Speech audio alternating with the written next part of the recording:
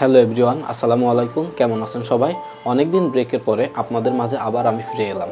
যদি তোমার বয়স 25-এর আশেপাশে হয়, তাহলে এই যে বন্ধুদের সাথে KFC ডোমিনোজে গিয়ে খেয়ে প্রতি মাসে তুমি যত টাকা খরচ করছো সেটা একটু কমিয়ে যদি তুমি মাসে 500 টাকা করে হলেও জমাতে শুরু করো, তাহলে সেখান থেকেই ভালো অ্যামাউন্ট আর্নিং করা সম্ভব। শুনতে অবিশ্বাস্য লাগছে? জানতে চাও কিভাবে সম্ভব? শেয়ার মার্কেটে টাকা ইনভেস্ট করে। কিন্তু ভাই, আমি তো শুনেছি শেয়ার মার্কেটে টাকা ইনভেস্ট করা অনেকটা জুয়া খেলার মতন, কতজনের কত টাকা ডুবে যায়। না না ভাই, আমার জন্য ব্যাংকই ঠিক আছে।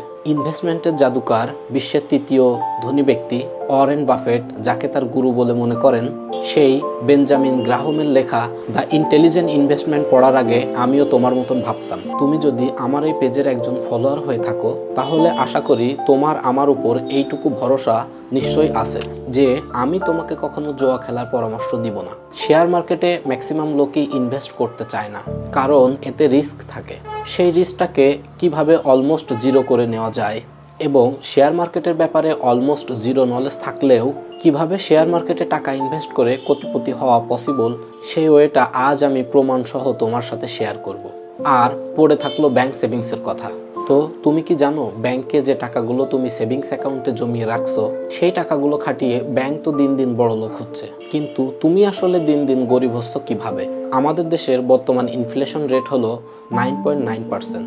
আজকে তুমি 100 টাকায় যতটা জিনিস কিনতে পারছো, পরের বছর সেই একই পরিমাণ জিনিস কিনতে তোমাকে খরচ হবে 109 টাকা। কিন্তু বর্তমানে ব্যাংকের সেভিংস অ্যাকাউন্টের ইন্টারেস্ট রেট 4%। মানে আজকে যদি তুমি ব্যাংকে 100 টাকা জমা করো, 1 বছর পর ব্যাংক তোমাকে 104 টাকা ফেরত দেবে।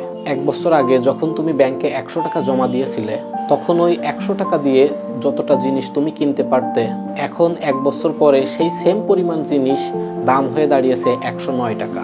কিন্তু ব্যাংক তো তোমায় ফেরত দিচ্ছে 104 টাকা, অর্থাৎ তোমার টাকা লস হয়ে গেল।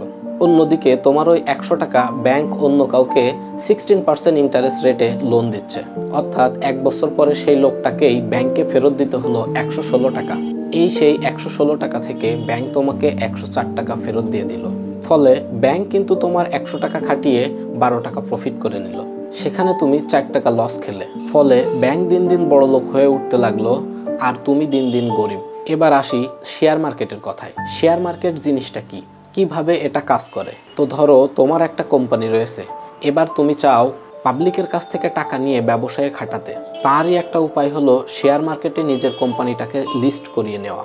এবার ধরো এখন তোমার কোম্পানির টোটাল মূল্য 100 টাকা, অর্থাৎ তোমার কোম্পানির প্রতি ইউনিটের মূল্য 1 টাকা করে। এভাবে 100 ইউনিটে ভাগ করে 1 টাকা পার ইউনিটে তুমি তোমার কোম্পানিটাকে ঢাকা স্টক এক্সচেঞ্জ শেয়ার মার্কেটে লিস্ট করিয়ে দিলে। এবার যদি কেউ শেয়ার মার্কেটে 10 টাকা দিয়ে তোমার কোম্পানির 10টা ইউনিট কিনে নেয়, সে তোমার কোম্পানির 10% শেয়ারের মালিক হয়ে গেল। অর্থাৎ ভবিষ্যতে তোমার কোম্পানির টোটাল মূল্য 100 টাকা থেকে বেড়ে গিয়ে 1000 টাকা হয়ে দাঁড়ায়, তাহলে সে তখন ওই 1000 টাকার 10% 100 টাকার মালিক হয়ে যাবে। মানে 10 টাকা দিয়ে 100 টাকা পেয়ে যাবে, মানে তার 90 টাকা লাভ হয়ে গেল। কিন্তু যদি ধরো তোমার কোম্পানি লস খেতে শুরু করলো, মনে করো কয়েক বছর পরে তোমার কোম্পানির টোটাল মূল্য 100 টাকা থেকে নেমে গিয়ে 90 টাকায় দাঁড়ালো, তাহলে তখন সে ওই 10 টাকার 10% মানে 1 টাকা পাবে, তার 9 টাকা লস হয়ে গেল।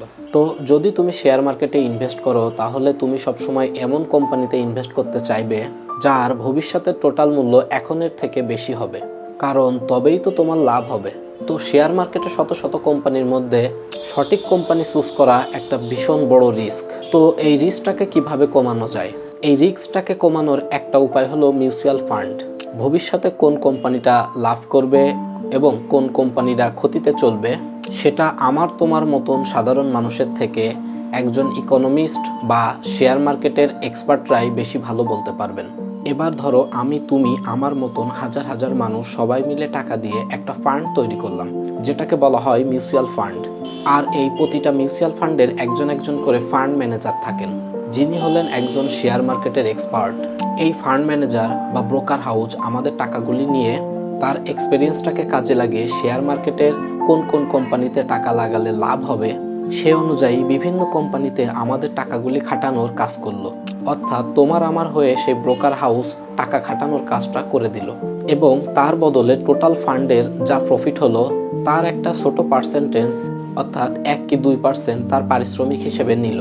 মানে তুমি শুধু টাকা দিলে বাকি যে রিসার্চ করা, খবর রাখা এবং সেই অনুযায়ী বিভিন্ন সময়ে বিভিন্ন কোম্পানিতে টাকাগুলো খাটানো, এগুলো তোমার হয়ে সব ব্রোকার হাউস করে দিল।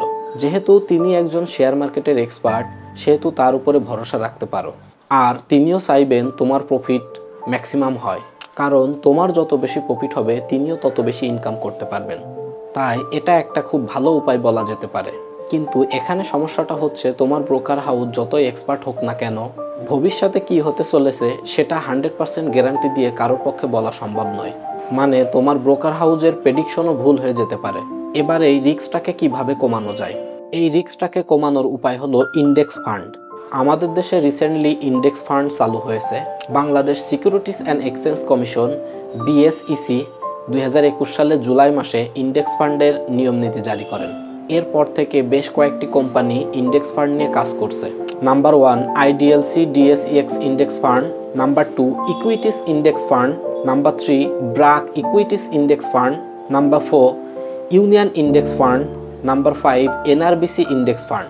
এই ইন্ডেক্স ফান্ডগুলি ঢাকা স্টক এক্সচেঞ্জের সূচক অনুসরণ করেন। তাই বাংলাদেশের জিডিপি যত ভালো হবে, এই ইন্ডেক্স ফান্ড তত লাভবান হবে। এই ইন্ডেক্স ফান্ডে ইনভেস্ট করা মানে বাংলাদেশের ইকোনমিতে ইনভেস্ট করা।